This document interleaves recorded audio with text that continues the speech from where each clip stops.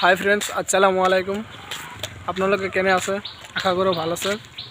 মই পূৰা ৰেডি হৈ গৈছোঁ। চাওক, মই এতিয়া আছোঁ লোহাৰকাটা আদাবাৰী।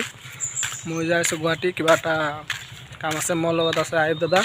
কিবা এটা কৈ দিব। হাই ফ্ৰেণ্ডছ, আসসালামু আলাইকুম। অহাকালি আপোনালোকৰ ঈদৰ শুভেচ্ছা জ্ঞাপন কৰিলোঁ। ঈদত সকলোৱে আহিব বুলি আশা কৰিলোঁ। সকলোৱে নিমন্ত্ৰণ থাকিল। ফাইনেলি আহি গুৱাহাটী পাই গ'লোঁ। মোৰ লগত আছে আমাৰ